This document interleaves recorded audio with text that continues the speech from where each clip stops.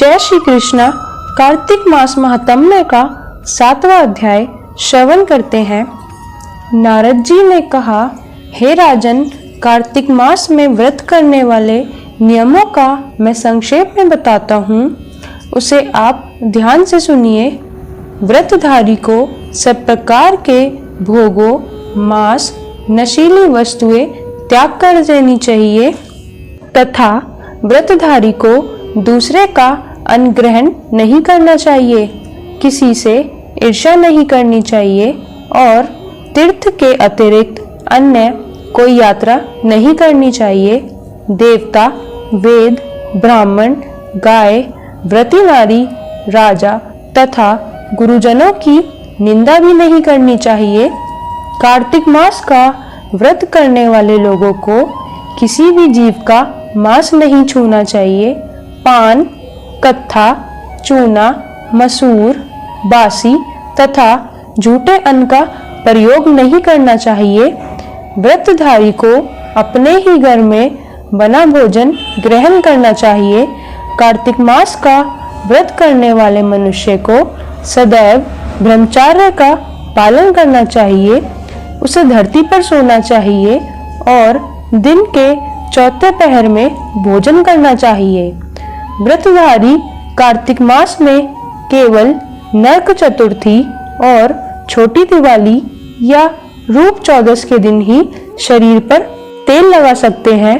कार्तिक मास में व्रत करने वाले को सिंगाड़ा, प्याज, मट्ठा, गाजर, मूली तथा तरबूज इन सभी वस्तुओं का प्रयोग नहीं करना चाहिए।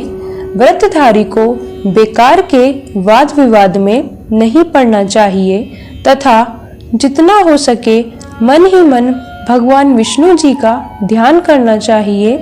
भगवान विष्णु को प्रसन्न करने के लिए अपनी शक्ति के अनुसार चंद्रयान आदि व्रत करने चाहिए और कार्तिक मास के नियमों का भली भांति पालन करना चाहिए।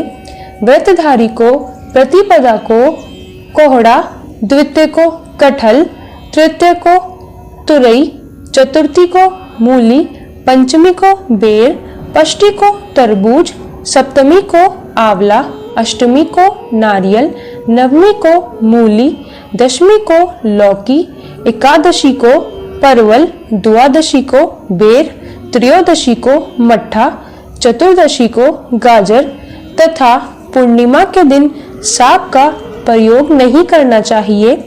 रविवार के दिन आंवले का प्रयोग नहीं करना चाहिए।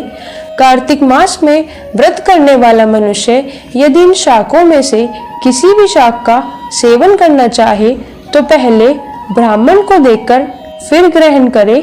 यही विधान माघ मास के व्रत के लिए भी होता है। देवोत्थान एकादशी में कार्तिक मास के नियमों के अनुसार नृत्य, जागरण तथा गायन आदि करने चाहिए। जिस प्रकार एक शेर के दहाड़ने पर हाथी भाग जाते हैं, उसी प्रकार कार्तिक मास के व्रत करने वाले मनुष्य को देखकर यम के दूत भी भाग जाते हैं। कार्तिक मास का व्रत सभी मासों में श्रेष्ठ है। इसके अतिरिक्त जितने भी व्रत तथा यज्ञ हैं, वह हजारों की संख्या में किए जाने पर भी इस व्रत की तुलना नहीं कर सकते हैं, क्योंकि व्रत करने वाले मनुष्य को सीधा बैकुंठ की प्राप्ति होती है। जिस प्रकार राजा की राज उसके अंग रक्षक करते हैं, उसी प्रकार कार्तिक मास का व्रत करने वालों की रक्षा भगवान विष्णु की आज्ञा से इंद्र आदि देवता करते हैं।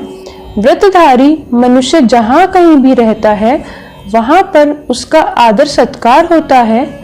उसके निवास स्थान पर भूत पिशाच आदि कोई भी नहीं टिक पाता है। पूरे श्रद्धा भाव तथा विधि विधान से कार्तिक मास का व्रत करने वाले मनुष्य के पुण्य का वर्णन ब्रह्मा जी भी नहीं कर सकते हैं। यह व्रत सभी पापों को नाश करने वाला तथा पुत्र पौत्र प्रदान करने वाला तथा धन धान्य की वृद्धि करने वाला है। इस प्रकार कार्तिक मास महात्म्य का 7वां अध्याय पूरा हुआ। जय श्री कृष्णा।